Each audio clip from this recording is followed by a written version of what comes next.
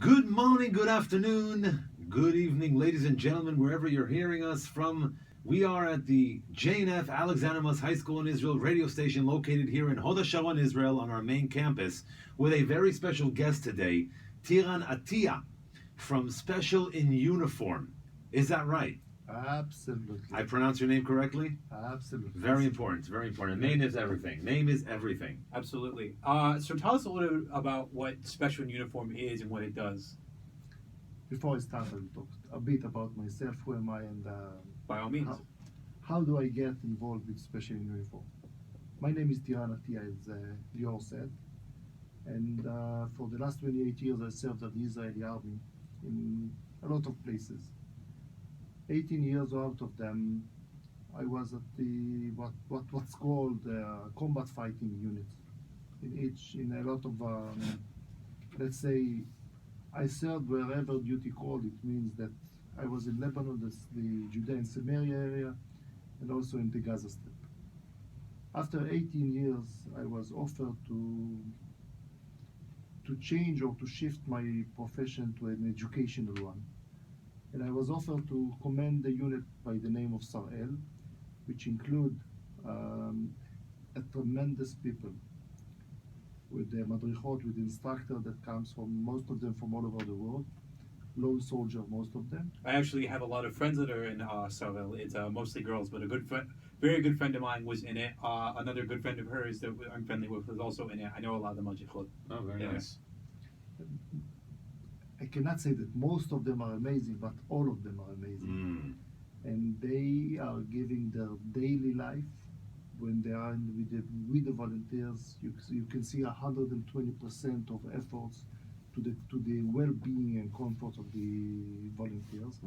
Anyhow, this is not the real issue. For the last 10 years, I served at the Sarel unit, which include or which integrate people from all over the world, approximately 4,000 a year, working at 48 bases from the Golan Heights till Elat, and also an Israeli volunteers. And among those Israeli volunteers, there are some people with disability.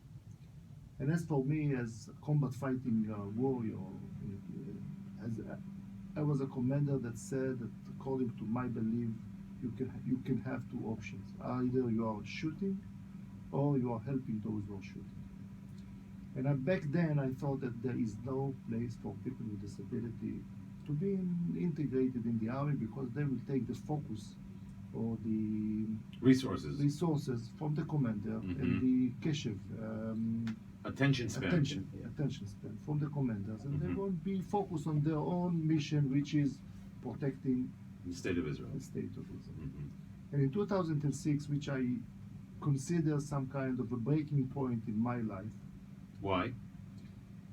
In 2006, a good friend of mine, Lieutenant Colonel, now he's in the reserve also, Ariel Almor, came to my office, and I was in charge of all the volunteering program, and he told me, Tiran, I have an idea, which is some kind of out of the box, but later on it is some kind of making or inventing new box. And he said, let's take people with disability and make them soldiers like anyone else. And as I said, I thought that they will be, let's say, without being politically correct, they will be a burden.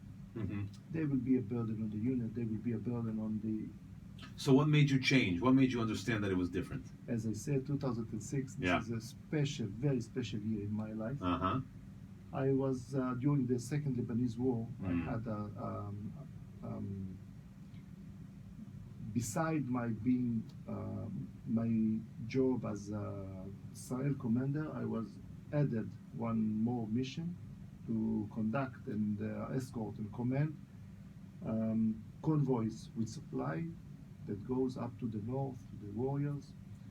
And there I was, and let's say with between 10 till 15 trucks, semi-trailers that are following me, going up to the north to bring them to the soldiers. The first convoys, everything was perfect. The second convoys, everything was perfect. But at the ninth day of the war, somehow the Hezbollah know that I was at those track, and they started targeting our convoys. Mm-hmm. And there we were in a situation near Kiryat Shmona, not far from Kiryat Shmona. I saw in my own eyes trucks that are exploding like a box of matches. Wow. And very near my car, one of those missiles exploded, and I felt a huge blast. And the second thing that I remember, I was in a very white room, not like this one, Uh-huh. with a lot of lights, spotlights, Mm-hmm. very bright and very white. Mm-hmm. And I thought to myself, I'm in the induction center of God. He's going to decide H and H, Mm-hmm. which means heaven or hell. And I thought of all the two good things that I did, Mm-hmm. and I thought He will send it to the right place. Mm-hmm. But after a couple of seconds, I come to my senses, and I felt that I myself I'm fully disabled, Mm-hmm. which means that I cannot move my legs. Mm. My arms are moving, but very, very with a huge pain. Wow. And I shouted and cried like a little boy, and a lot of doctors and nurses came to, and they injected me with all kinds of painkillers and I don't know what. And during wartime, a lot of delegations are coming to pay sympathy for those who are injured. And there I was. One in particular, one of the group was very, very special one. And you can see that they are not soldiers, but they were in uniform. Mm-hmm. And they look some kind of different. Mm-hmm. And one of the participants in this group looked at my eyes, and I looked at hers. They were huge, bright, blue. And she approached me, and she asked me in Hebrew. She mumbled something that at first I did not understand what she's saying. But it was some kind of אפשר ללטף לך את היד, can I pet your hand? Mm-hmm. Mm-hmm. Before even I got the time to answer her, she petted my hand, and Wow. the feeling that I felt Mm. seconds after, it was like if I'm being held by my mother, and I'm 2 or 3 years old, and it seems that all my troubles seem so far away at that Wow. moment. Wow. Powerful. And after a couple of, let's say, they left, and there I was sitting in my, lying in my bed. The pain was suddenly bearable, and I thought to myself, I'm going to be politically correct again. Sure.